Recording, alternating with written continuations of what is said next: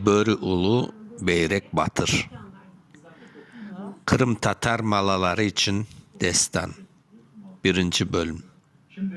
Baybör'ün arzusu bir zamanda var iken, bir zamanda yok iken. Eski zamanlarda Baybörü atında bay itibarlı bir bey yaşagan iken.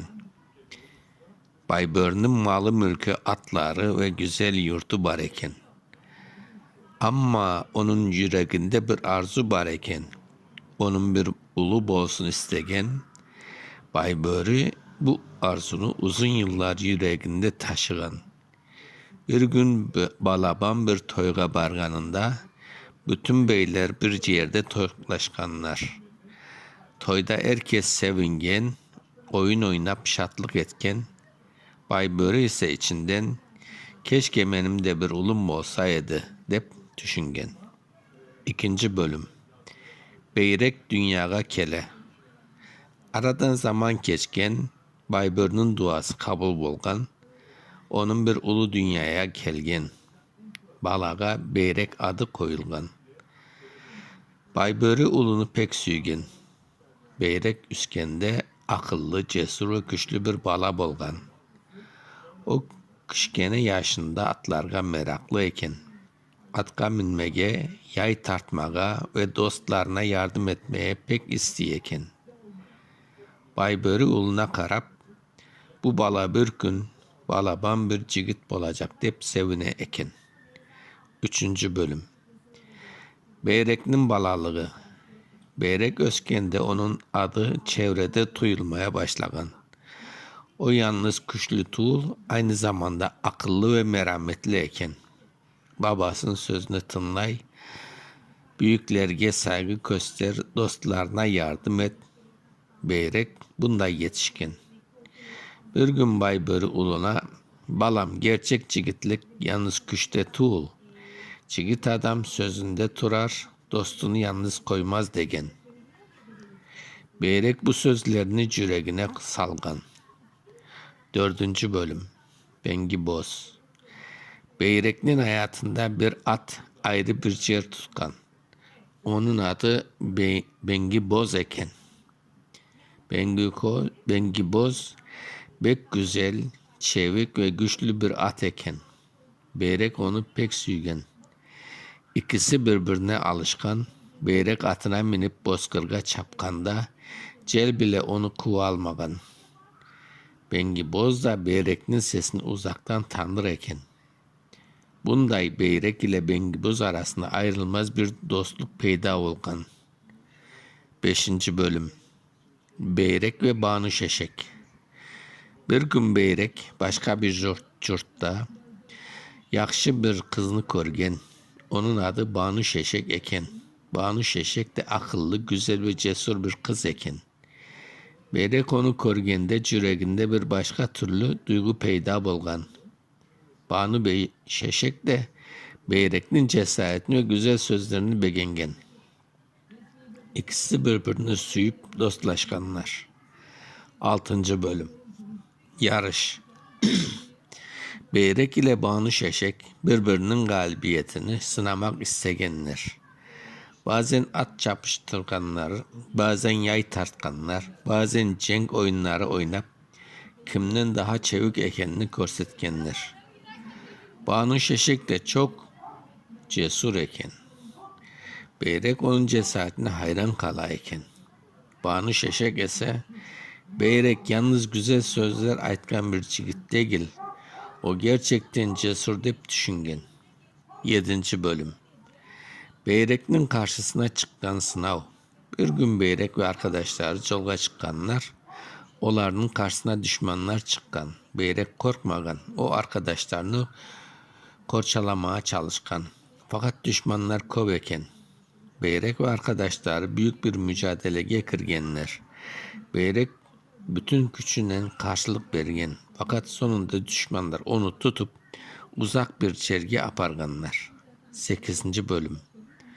Beyrek yurtundan uzakta. Beyrek uzun zaman yurtundan uzakta kalgan. Onun dostları ve ailesi onu beklegenler. Banu Şeşek de Beyrekni unutmagan. Yıllar geçken Beyrek'nin nerede bolganını kimse bilmegen. Herkes onun bir gün kaytıp geleceğine ümit etken. Banu Şeşek ise Beyrek sağ bolsa bir gün mutlaka kaytar dep yüreğinde ümit salgan. 9. bölüm. Baybörü'nün kaygısı. Baybörü ulundan haber almagan sayın daha köp kaygıra eken. Beyrek'nin kardeşleri de onu beklegenler. Üyde artık eski şartlık kalmagan. Beyrek'nin adını söylegen her yerde insanlar birbirine acaba Beyrek kayda dep soraganlar. Beyrek'nin yurtunda onun hatırası hiç unutulmagan. 10. bölüm. Bir gün kelgen haber. Yıllar geçken son bir haber kelgen, Beyrek hakkında bir iz tabılgan. İnsanlar heyecanlangan, Baybörü belki ulum hayattadır dep ümitlengen. Haberler Beyrek'nin yurtka kaytmak imkanı doğganını göstergen. Beyrek ise yurtunu, babasını ve Banu Şeşek'ni hiç unutmagan. 11. bölüm. Beyrek yurtuna kayta. Beyrek nihayet yurtuna kaytkan. Fakat yıllar içinde köp şey değişken. Beyrek artık balalık çağındaki bala tuğul, büyük bir jigit bolgan. O bengi bozuna minip öz yurtuna doğru yol algan. Yol boyunca eski günlerini hatırlagan. Babasını düşüngen, Banu Şeşek'ni düşüngen. Acaba olar beni tanıyacak mı dep yüreğinden geçirgen. 12. bölüm. Akrabalarının karşılaması. Beyrek yurtuna gelgende insanlar onu tanımaya başlaganlar. Onun adı tilden tilge jayılgan. Beyrekni görgenler bu Beyrek dep sevingenler. Baybörü de uluna görgende yüreği sevinçten tolgan. Baba ile ulu birbirini kucaklap uzun zaman ayrılgan günlerin acısını unutkanlar. 13. bölüm. Banu Şeşek'nin ümiti. Banu Şeşek de Beyrek'nin kaytkanını eşitken, onun yüreğini heyecanlangan, fakat o hemen inanmagan. Ya gerçekten Beyrek ise dep düşüngen, ya Beyrek'nin yıllar için değişkeni bilmek istegen, onu görmek istegen. Beyrek ve Banu Şeşek 14. bölüm. Sonunda Beyrek ile Banu Şeşek karşılaşkanlar. Banu Şeşek Beyrek'ni görgende onun yüreğinde eski süygüsünü yeniden hissetken. Beyrek de Banu Şeşek'ni tanıgan. Yıllar ondan ayırgan bolsa da yüreklerinde dostluk ve sevgi yok bolmagan. İkisi uzun zaman birbirine karap turgan. Sonunda Banu Şeşek sen gerçekten Beyrek ekensin degen. Beyrek gülümsep ben seni hiç unutmadım degen. 15. bölüm. Balaban toy. Beyrek'nin kaytkanı büyük bir şatlıkla tönüşken, insanlar toyga hazırlanganlar, atlar besengen, oba şatlıktan başlagan, Beyrek men Banu Şeşek'nin bir araya gelgen herkes süyüngen, Beyrek'nin babası Baybörü de büyük mutluluk yaşayken, yıllar süren ayrılıktan sonra onun arzu yerine gelgen. 16. bölüm. Beyrek batır. Beyrek'nin atı artık yalnız bir jigitin adı Tuğul eken, onun başından geçkenler destanga dönüşken, zor zamanlarda dostlarını unutmagan, yurtundan uzakta da olsa, yurt sevgisini yüreğinde saklagan. Bengi bozuna binip bozkırdan geçken Beyrek'ni körgen bağlar, menle Beyrek dayın cesur bolacağım degenler. Balalar için Beyrek destanından dersler. Bir cesaret. Beyrek son zamanlarda korkuga teslim bolmadı. Eki sadakat. Beyrek süygen insanların yurtunu unutmadı. 3. Dostluk. Dostlarını zor zamanlarda yalnız koymadı. 4. Beceri. At minmek, yay tartmak ve çevik bolmak onun güçlerinin birevi edi. 5. Yurt sevgisi. Uzakta yaşasa da yurtunun hatırası yüreğinde kalgan. 6. Ümit. Onu bekleyenler ümitlerini kaybetmediler. Masalının sonu. Bir zamanlar Baybörü bir ulunun bolmasını arzu etken edi. Oğul dünyaya gelip Beyrek adı verildi.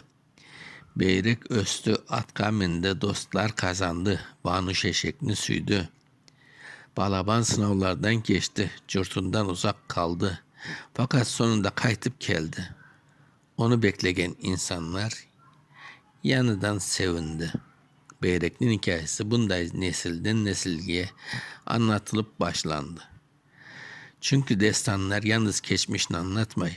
Onlar balalarga cesur olmakını, dostka sadık kalmakını, yurt süygüsü ve ümitini yok etmemekini öğrete ve Kırım Tatar bozkırlarında, çöllerinde akşamları yaşlılar balaların çevresine toplana.